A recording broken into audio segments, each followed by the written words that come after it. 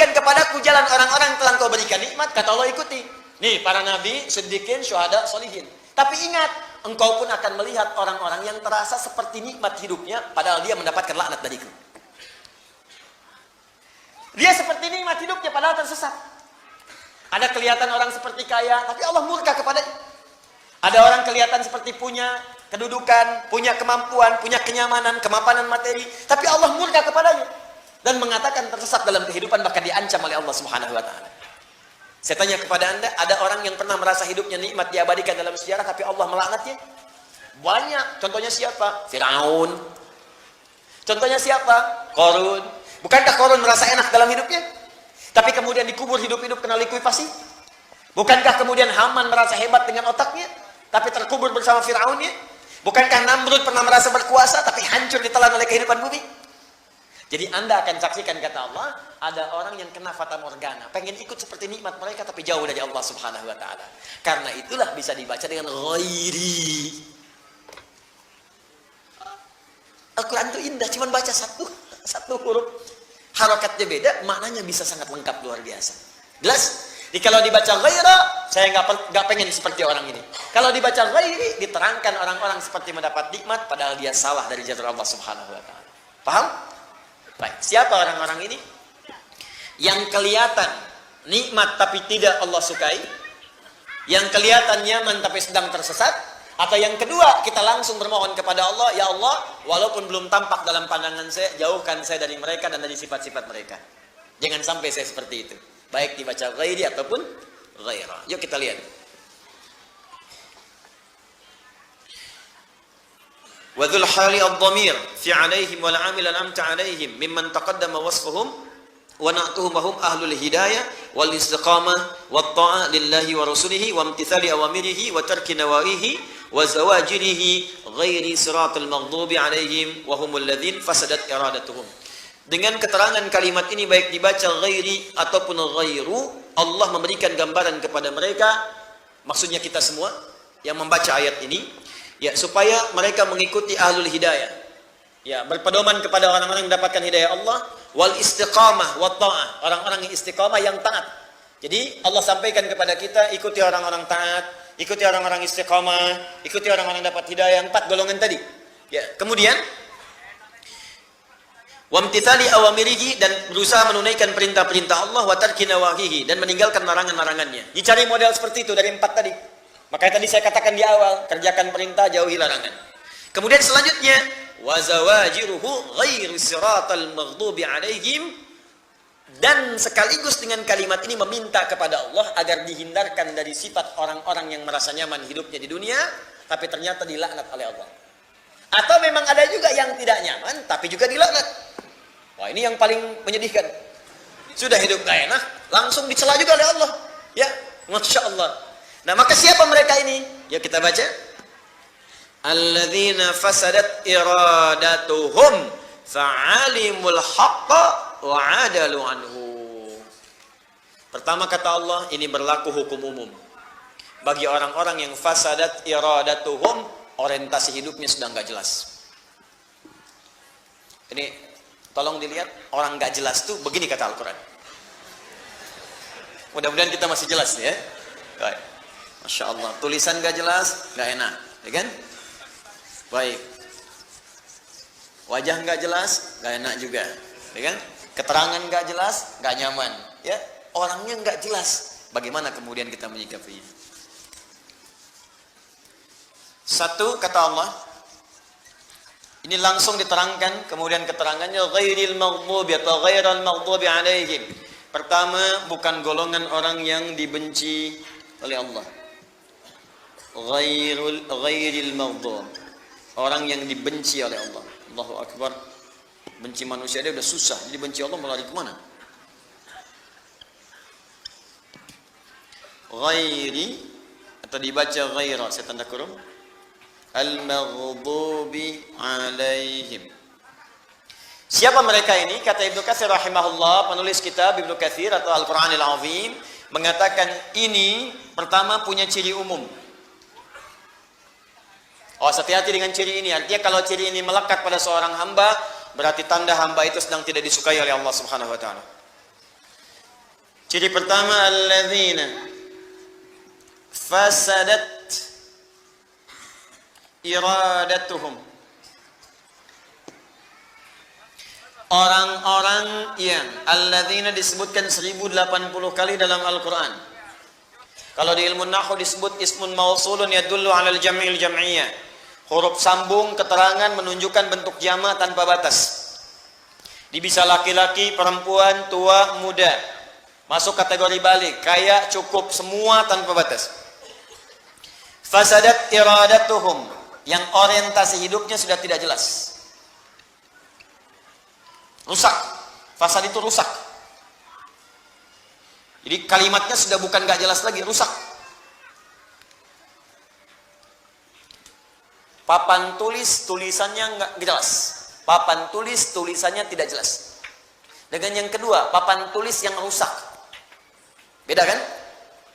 Ada orang yang orientasi hidupnya tidak jelas. Yang kedua, memang hidupnya sudah rusak. Kalau manusia yang menyebut rusak, mungkin persepsinya bisa berbeda. Kata orang Bekasi, rusak. Kata orang Jakarta, enggak kok. Kata si Fulan, ini orang jahat. Kata yang lain, baik kok. Makanya kadang-kadang ada orang disebut baik, ada orang saat yang bersamaan menyebut dia buruk. Jadi kalau ada satu visi dengan orang yang lain, pandangan bisa beda. Menurut preman, preman-preman itu baik. Menurut yang suka mabuk, mabuk-mabuk itu bagus. Tapi bagi yang nggak suka mabuk, buruk. Mencuri, buruk. Bagi siapa? Bagi yang tidak mencuri. Bagi para pencuri, profesi. Bagi kita korupsi, buruk. Yang nggak korupsi. Bagi koruptor, itu peluang. Bagi pezina, zina itu bagian kehidupan. Bagi yang nggak zina, nggak akan menikmati. Ya, bagi pelaku maksiat, maksiat itu memang bagian dari kehidupan. Bagi orang taat, benci. Makanya kalau ada bagian dari yang halal sudah nggak suka dalam hidup kita, pandangan sudah nggak suka melihat yang halal dari pasangannya, pendengaran sudah nggak suka mendengar yang halal, artinya ada bagian maksiat masuk ke dalam bagian tubuhnya. Ada yang paling tinggi, rusak kata Allah. Sehingga dengan rusaknya itu, mohon maaf, dia mendapatkan murka Allah subhanahu wa ta'ala. Telinga rusak, mata rusak, lisan rusak, hati rusak. Siapa orang-orang itu? Alladzina alimul haqqa wa hum alimu al-haqqa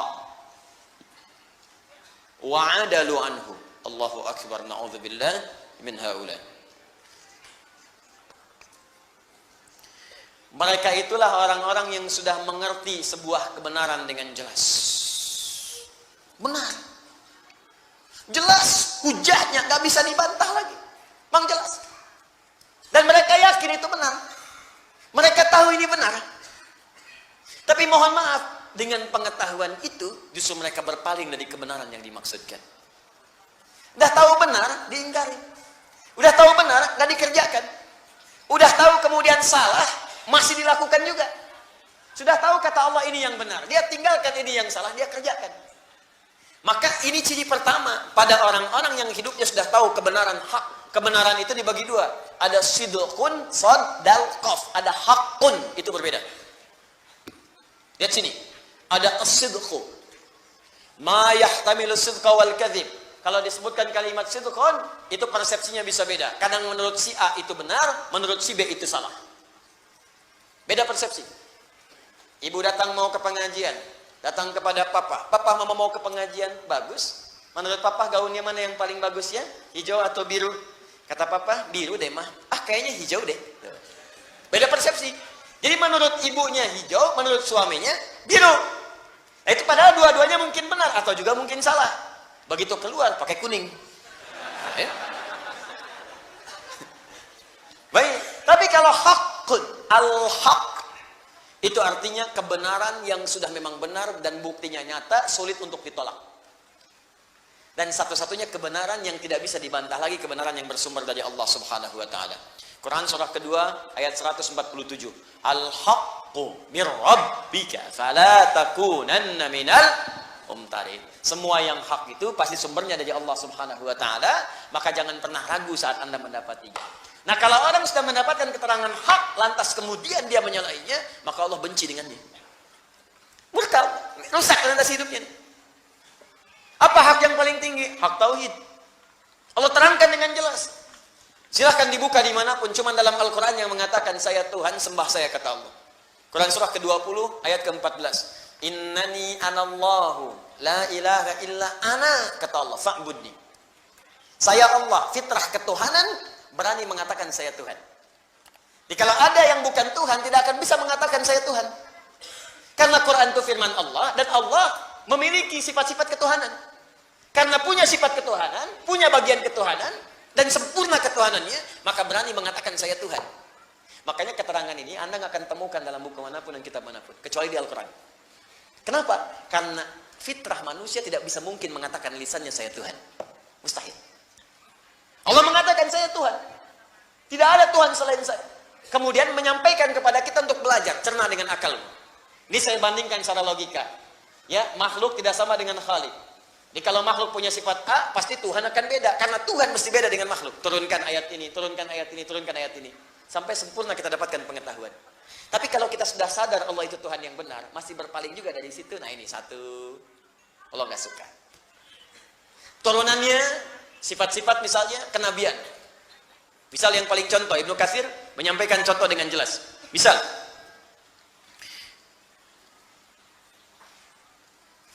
وهم الذين فسدت إرادتهم فعلموا الحق وعدلوا عنه ولا صراط الضالين هم الذين فقدوا العلم فهم هائمون في الضلالة. Teruskan. Wahuma tariqatal yahud. Pertama, contoh di masa lalu dicontohkan seperti ini.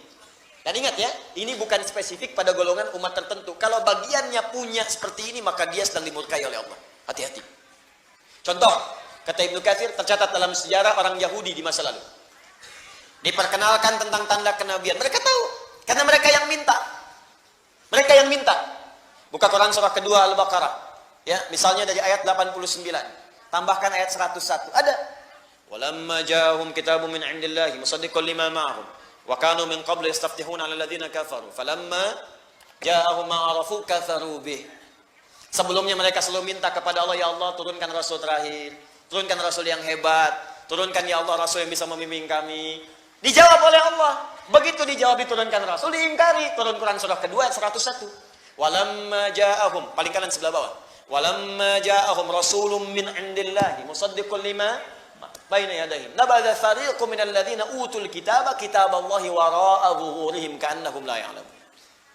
Mereka minta di kitabnya tercatat tanda-tandanya. Nanti akan datang rasul terakhir. Ya, di bagian-bagian pundaknya itu ada tanda kenabian. Kalau dia jalan awan-awan menaungi, kalau dia sakit langsung obatnya ada dalam dirinya, ada semuanya. Dan mereka tahu ketika Rasul itu diutus, tahu siapa itu. Bahkan bahasa Qur'annya, Quran surah kedua ayat 146. Ya, alladzina atainahumul kitaba ya'rifunahu kama ya'rifuna abna'ahum. Sungguh orang-orang yang baca di kitab itu kenal Nabi Muhammad seperti mereka mengenal anak-anak mereka sendiri. Bapak kan kenal anak bapak, kenal betul. Nggak mungkin anak saya diklaim anak bapak, saya marah. Saya kenal anak saya, nggak mungkin saya ngaku anak orang anak saya. Karena tahu betul fisiknya begini, caranya begini, dia paham betul. Semirip-miripnya anak bisa kita bedakan. Ada anak kembar 100, pasti ada bedanya. Pasti ada bedanya. Nah ini kata Al-Quran, orang-orang yang tahu baca di kitab itu ngerti betul. Tahu ciri Rasulullah seperti mereka mengenal anaknya masing-masing. Tahu. Cuman satu masalahnya, mereka merasa Nabi yang diutus ini yang terakhir bukan dari kalangan suku mereka. Fanatisme muncul. Karena bukan dari kalangan kelompok, bukan dari kalangan bukan dari kalangan sukunya, bukan dari jalur nasabnya, ditolak itu. Jadi bukan menolak kerasulannya, menolak karena bukan berasal dari golongannya. Itu. Karena bukan jalurnya dari jalur Sarah alaihissalam. Padahal tidak ada masalah dengan Sayyidah Sarah. Dua-duanya sama. Ya, Sayyidah Sarah, Sayyidah kemudian Hajar, tersambung ke Nabi Ibrahim alaihissalam. Cuma mereka pengennya dari golongan mereka. Karena nggak dapat masuk dari situ, benci dengan Nabi Muhammad, bahkan ingin membunuhnya. Nah, itu maka disebutlah seperti itu. Itu puncak tertinggi kedua. Pertama, menentang Allah. Kedua, menentang Rasul. Dah tahu Nabi itu baik, Nabi itu sempurna, disoal misalnya. Nah, itu besar itu. Ya, harus kembali ke jalan yang benar, kita doakan. Menentang Allah juga demikian. Sudah tahu Allah Tuhan yang Esa. Dia bahkan mengatakan, asyhadu an la ilaha illallah wa asyhadu anna Muhammadar Rasulullah. Saya ingatkan dengan baik-baik, hati-hati dengan ini.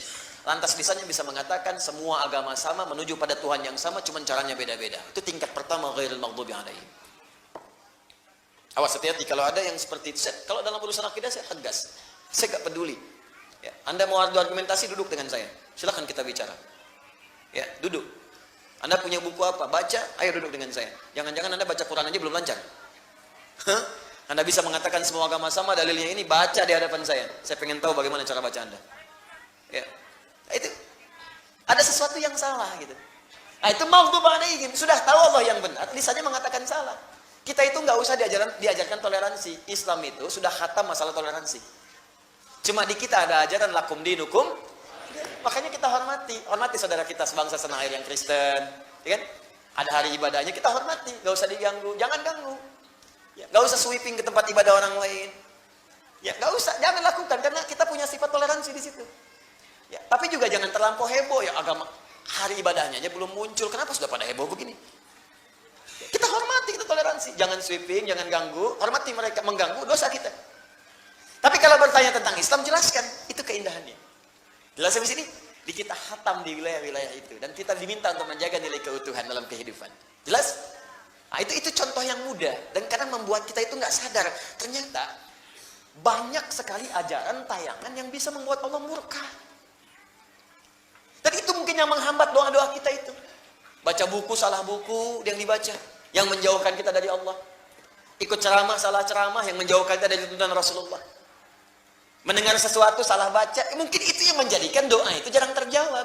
Nggak sadar kita masuk sebuah jebakan, hati-hati, yang sebetulnya itu sudah diingatkan dari sejak dulu, cuman casingnya beda. Luarnya tidak sama, kelihatan seperti bagus, tapi buruk. Itu sudah diingatkan di Quran, buka Quran surah kedua, ayat 204, paling kiri sebelah atas, di mushaf.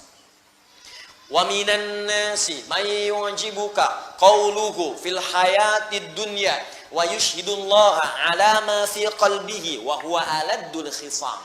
Anda akan dapati di antara sementara orang yang kalau bicara kata-katanya begitu menarik. Retorikanya begitu cantik. Awas, hati-hati. May yu'jibuka qawluhu fil hayatid dunya wa yushhidullaha ala ma fi qalbi. Kadang-kadang ngutip-ngutip nama Allah, ngutip ayat dipotong. Kutip hadis dipindahkan maknanya. Tapi orang ini pandai beretorika sehingga Anda tuh nggak bisa bedakan ini mana yang benar, mana yang salah. Jadi punya kemampuan bicara kayak orang benar, padahal salah. Nah, itu kalau masuk ke kalangan orang awam macam-macam itu dianggap benar. Hati-hati, karena mereka juga belajar cara nyampaikan sesuatu, ngafalin Quran tapi nggak tamat tapi dipotong-potong. Jadi seperti orang hebat dan gelarnya tinggi-tinggi. Makanya ketika bicara, nggak ada gelarnya yang singkat-singkat, nggak ada. Pasti yang S3, paling kecil S2, ada yang profesor. Karena itu gelar digunakan untuk menyampaikan sesuatu seakan-akan punya legalitas. Padahal itu musuh yang sangat nyata, kata Allah. Nih, maghdubi alaihim. Awas, hati-hati. Sekarang masuk kampus, masuk sekolah. Apa ibu mau? Ibu mengandung 9 bulan 10 hari, diberikan ASI. Sampai sempurna 2 tahun, Anda merawat berpeluh kesah, keringat macam-macam. Tiba-tiba besok-besok pulang anak Anda mengatakan semua agama sama. Maghdubi alaihim. Kalau satu orang dimurkai Allah masuk ke keluarga, wah itu yang paling bahaya. Jaga dengan baik. Caranya mendoakan. Ya, jangan saling tuduh dulu, doakan dulu, doakan. Kemudian pelan-pelan kita lawan dengan akhlak yang baik. Setelah itu tampilkan, di sana bikin status, ini bikin status. Di sana potong ayat, sempurnakan ayatnya oleh kita. Begitu caranya. Jelas ya? Sampai sadar betul dengan apa yang kemudian kita